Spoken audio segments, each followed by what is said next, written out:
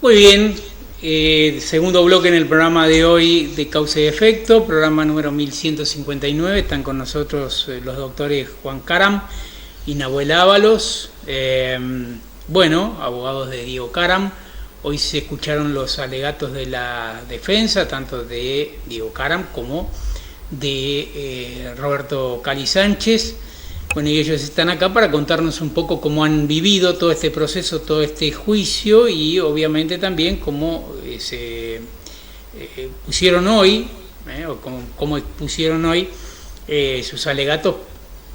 de lo que entienden de lo que ha sucedido con Diego Martín Caram. Pero para explicar todo esto están ellos. ¿Cómo les va? Buenas noches, gracias por venir. El recuerdo siempre vigente para Pedro, que siempre era nuestro manual también cuando estábamos acá en el programa, siempre nos dio una mano, ya lo dijimos en su momento y ahora lo recordamos con la presencia de Juani. Pero bueno, hablamos un poco de lo que está pasando en el juicio. ¿Cómo les va? Buenas noches. Martín, ¿cómo estás? Buenas noches. Primero que nada agradecerte como siempre la gentileza de en este caso invitarnos a ambos en atención a lo que es, claramente un caso de tanta mediatización como respecta el del señor Caram y el señor Sánchez, que sí, como bien vos lo referenciaste, en el día de hoy tuvimos los alegatos de lo que son ambas defensas que en este caso están interviniendo. El jueves pasado tuvo su oportunidad en primer término el señor fiscal, por una cuestión de que los tiempos en cierto punto están acotados por la mera circunstancia de tener la dirección de este juicio por un magistrado que no es de nuestra localidad y que lógicamente tiene más acortados esos tiempos por el hecho de que tiene que volver oportunamente a su ciudad y que lógicamente tiene también sus obligaciones en dicha ciudad.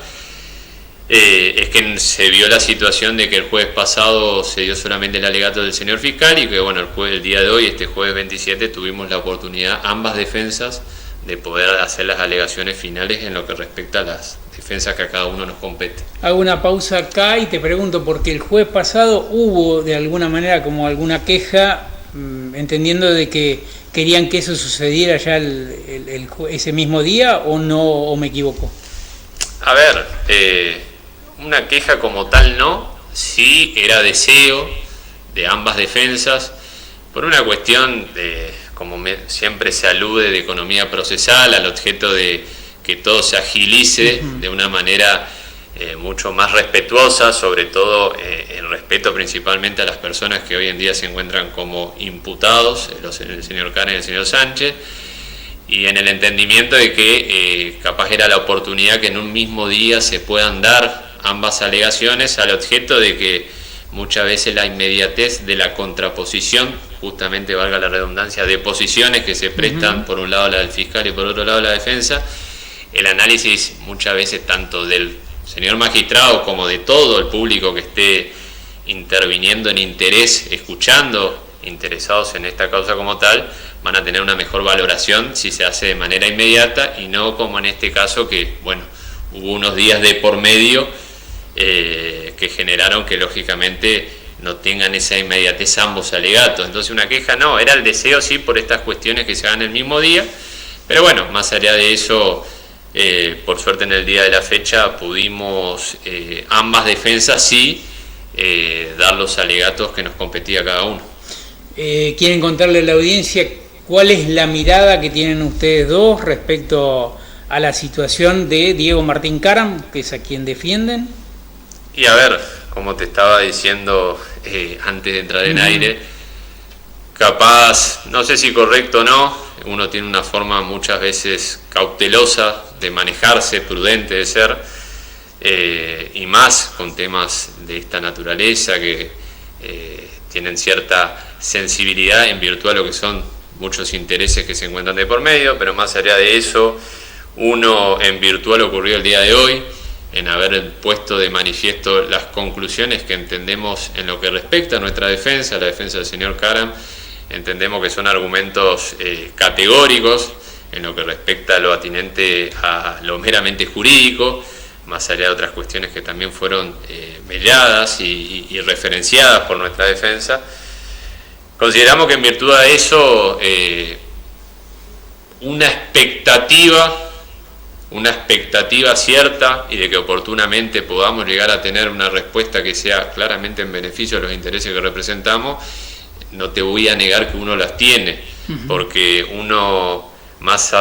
allá, que también fue una cuestión referenciada en el día de hoy por la alegación que hicimos, uno trata de ser reacio a lo que son las críticas que recibe el sistema judicial y que, bueno, en el transcurso de todo este juicio se vivenciaron en virtud de ciertas situaciones acontecidas. Uno trata de ser reacio porque uno es un confiado del sistema judicial, o sea, siempre con el viejo, que como bien vos me lo destacabas, el recuerdo que hay sobre él, siempre decíamos lo mismo, que más allá de todos los escenarios de especulación posible que uno escucha y que se hacen sobre lo que es el sistema judicial, uno es un confiado porque entiende que oportunamente el sistema judicial siempre da las respuestas que en principio tiene que dar y en virtud a lo que objetivamente considera que tiene que dar. Y en ese sentido, más allá de todas las valoraciones que se hicieron respecto de las críticas de alguna manera que recibió el Ministerio Público Fiscal en lo que respecta al transcurso de este juicio, uno afirma que, bueno, o sea, uno no puede desconocer que oportunamente el señor fiscal habrá tenido sus argumentos lógicos, objetivos para sostener las acusaciones que quiso sostener, pero que en definitiva acá la respuesta que a nosotros nos interesa es la que oportunamente el día lunes en definitiva va a dar el magistrado que se encuentra dirigiendo este juicio en el cual estamos transcurriendo. En base a lo que fue la acusación del fiscal, ¿qué entienden ustedes al respecto, digamos? Sobre los dos puntos de lo que se los acusa a Diego Martín Caram. Y a ver, como surgió también, surgió claramente, bueno, por lo menos entiendo que claramente del alegato dado en el día de hoy, y como lo sostuvimos desde un inicio, la circunstancia categórica que a nuestro entender acá no hubo delitos, acá no se configuraron los delitos acusados por el señor fiscal, y ello de conformidad a lo que fue el eje que siempre tuvo esta defensa, de que mediante los argumentos jurídicos, que no quiero dar una clase de derecho que capaz aburra, pero siendo... No, pero por lo menos para que la gente, tratando de bajar lo máximo posible, sí, la gente también lo entienda, ¿no? A ver, la realidad está que una acusación que un ministerio público decida encaminar sobre bueno, en este caso dos personas, pero por una persona en definitiva, lógicamente tiene que tener un asidero jurídico, un justificante jurídico que se respalde en lo que es nuestra norma principal, sobre la cual los que ejercemos derecho penal tenemos como, en cierto punto, como hasta como una carta magna, que es el Código Penal, que ahí nos establece lo que son los requisitos que necesariamente se tienen que cumplimentar y acreditar en los términos de un proceso, en los términos de un juicio, para oportunamente llegar a la aseveración y a la certeza, porque en los términos de un juicio hay que llegar a una certeza, no a una probabilidad. Uno no puede hablar acá de probabilidad, acá tiene que estar dada la certeza de que esos delitos se cumplimentaron, que los requisitos de ese delito se cumplimentaron. Y en ese sentido lo que nosotros sostuvimos es la circunstancia categórica de que ciertos elementos, ciertos requisitos que eran necesarios que se configuren, que estén para que se configuren esos delitos en cuestión sobre los cuales se acusó al señor Caram, en este caso no ocurrieron. Hay faltantes de requisitos para poder hablar de que esos delitos como tal, acusados por el señor fiscal, hayan tenido acreditación como tal. Por eso es sobre eso que nosotros basamos fundamentalmente el eje de la defensa que estamos ejerciendo. Bajándolo lo más posible, sí. ¿Qué es lo que ustedes entienden que no ocurrió? Y principalmente, en este caso en particular, son dos delitos los que se le acusó y se sostuvo la acusación en los términos del alegato del señor fiscal, que son el de usurpación de cargo y lo que es la desobediencia a órdenes de autoridades. ¿Qué quiere decir eso? En teoría, en lo que respectaría a la usurpación de cargo, es la supuesta aseveración que el señor fiscal sostuvo que el señor Caram, como bien lo referencia la palabra, ocupó un cargo que no le correspondía, que en virtud fue sostenido en la acusación del señor fiscal le correspondía en ese momento a la señora actual intendente a cargo, la señora Gauto. Lo que ocurre está que la figura, el delito del cual se basó para sostener esa acusación, es el artículo, lo referencio por si hay algún interesado que lo quiera saber, es el artículo 246, inciso 1 del Código Penal, que es un delito que está destinado, como bien lo dice esa norma, está destinado para particulares. ¿Qué quiero decir con esto? Que ese delito solamente lo pueden cometer particulares. O sea, yo, por ejemplo, vos, personas que trabajamos en un ámbito privado, y no así personas que sean funcionarios públicos o que tengan un cargo público.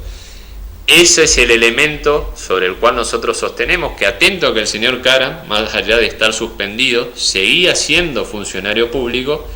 no podría sostenerse que ese delito en particular, ese inciso en particular, sea aplicado, porque ese delito solamente lo podía cometer un particular. No sé si me explico con eso. Sí, en lo que respecta el otro delito, que es el artículo 239 del Código,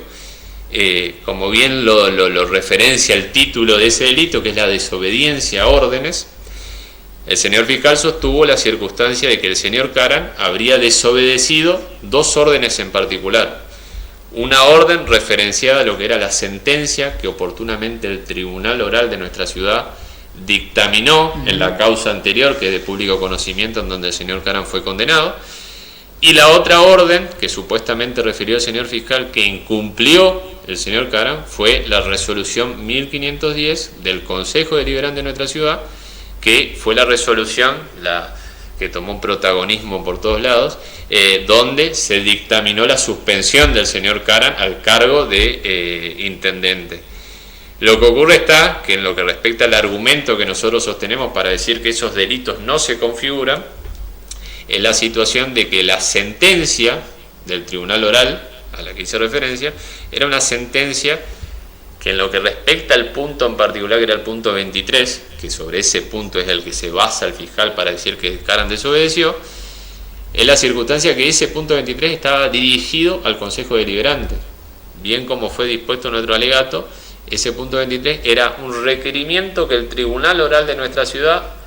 le requirió justamente, valga la redundancia, al Consejo Deliberante para que lo suspenda el señor Caram.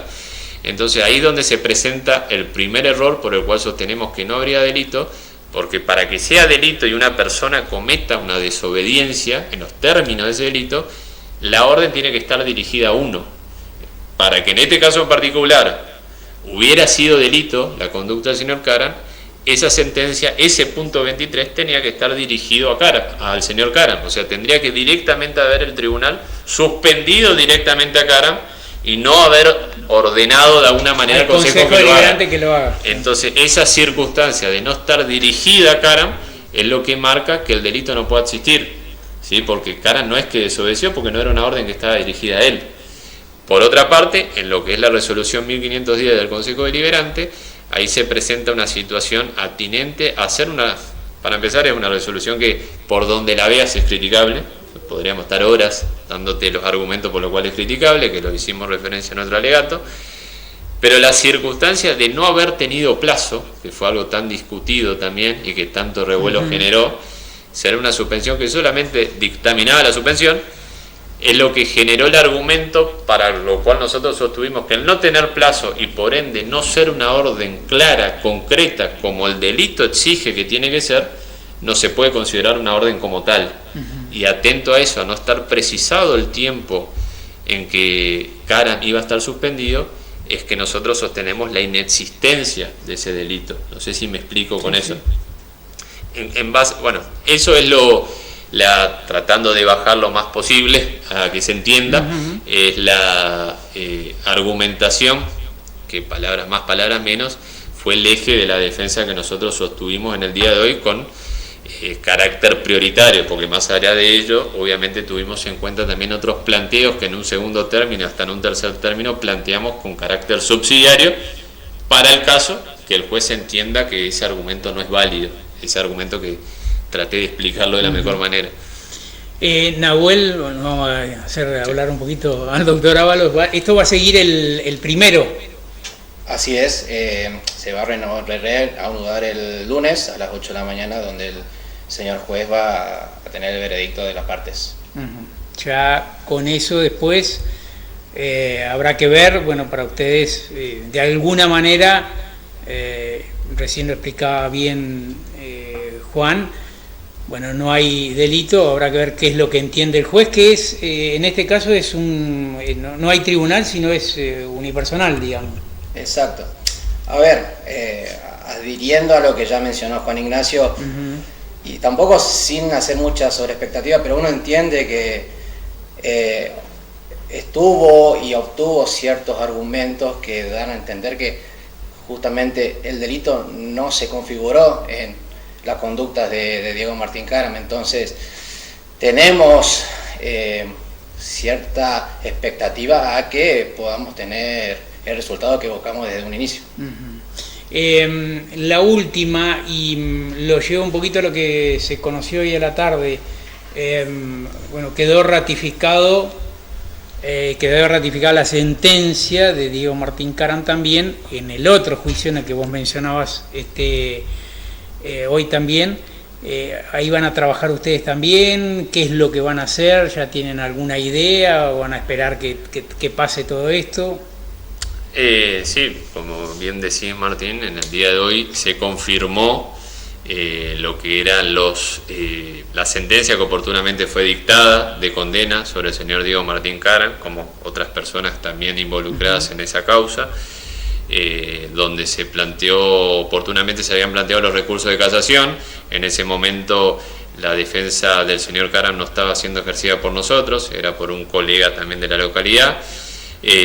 Por lo cual los recursos como tal los planteó ese colega, no los planteamos nosotros, sino en lo que respecta a nosotros hicimos el recurso de casación de otra persona que fue condenada en los términos de ese juicio. Pero dándote respuesta a lo que preguntás, sí, quedando latente la posibilidad de todavía dar utilidad a lo que es un recurso más, una vía más que uno tiene ante esta situación en particular, de poder seguir discutiendo lo que serían los argumentos dados, en este caso por el Superior Tribunal, para confirmar la sentencia. Uno claramente va a dar utilidad a ese recurso, que es el recurso extraordinario, que sería la última instancia que uno tiene como posibilidad para seguir discutiendo la cuestión y evitar de alguna manera que se logre lo que sería lógicamente lo que podría llegar a ocurrir en el caso que el recurso extraordinario no nos dé lugar, que sería que la condena pase a tener calidad de firme. ¿Ese recurso extraordinario es ante? Procesalmente se plantea ante el Superior Tribunal, y es el Superior Tribunal quien nos tiene que dar el acceso para oportunamente ese recurso sea elevado a lo que sería la Corte Suprema de nuestro país. Bien. Les agradezco a los dos que hayan estado un rato para explicarle a la gente, para explicarnos a nosotros también cuál es su mirada, su postura sobre esta situación. Y bueno, gracias por venir a los dos. Por favor. A vos, Martín. Muchas gracias. Como siempre. Vamos a la pausa y compartimos el último bloque del programa de hoy.